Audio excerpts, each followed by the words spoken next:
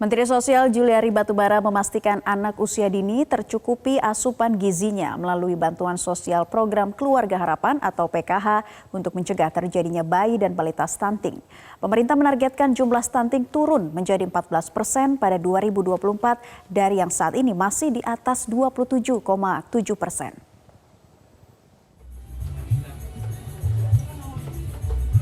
Kementerian Sosial memastikan ibu hamil dan anak usia dini tercukupi asupan gizinya melalui bantuan sosial program Keluarga Harapan atau PKH untuk mencegah terjadinya bayi dan balita stunting. Menteri Sosial Juliari Batubara mengatakan PKH harus dimanfaatkan untuk membeli bahan pangan bergizi. Menurutnya, daya beli masyarakat menurun akibat pandemi sehingga banyak masyarakat yang terpaksa mengurangi asupan gizi. Berdasarkan data Kemensos, jumlah ibu hamil yang menerima PKH pada tahun 2020 adalah 60.908 orang. Sedangkan jumlah anak usia dini adalah 2,9 juta. Jumlah bantuan tahun ini naik menjadi 3 juta rupiah per tahun dari 2,4 juta tahun lalu. Stunting itu yang paling utama adalah usia 1.000 hari. 1.000 hari itu kira-kira 3 tahun ya.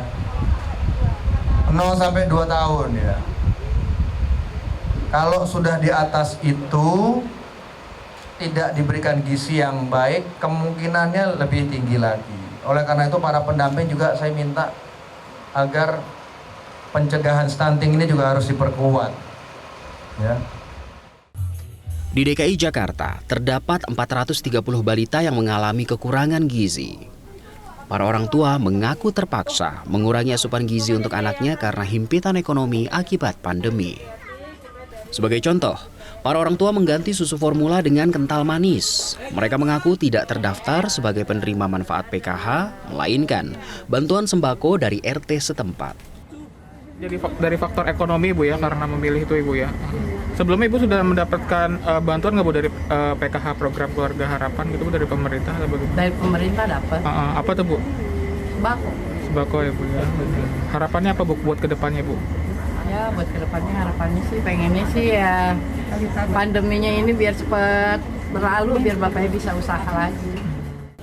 Dokter spesialis anak Dr. Rianti Hanah menjelaskan kental manis tidak bisa menggantikan susu formula karena mengandung 54% gula, sementara kandungan protein dan gizi lainnya yang dibutuhkan anak tidak lebih dari 7%.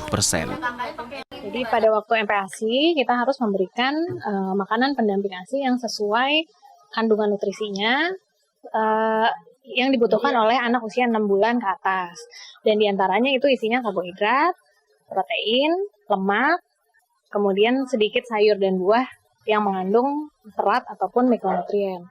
Pemerintah menargetkan jumlah stunting turun menjadi 14% pada 2024. Saat ini, angka stunting masih di atas 27,7%. Untuk mencapai target tersebut, Presiden Joko Widodo memerintahkan jajarannya melakukan 4 hal saat pandemi. Pertama, fokus menurunkan stunting di 10 provinsi dengan prevalensi tertinggi. Kedua, membuka akses pelayanan kesehatan untuk ibu hamil dan balita di puskesmas dan posyandu. Ketiga, menggencarkan aspek promotif, edukasi, dan sosialisasi bagi ibu hamil. Keempat, penurunan stunting terintegrasi dengan program perlindungan sosial, terutama program Keluarga Harapan. Tim Liputan Metro TV.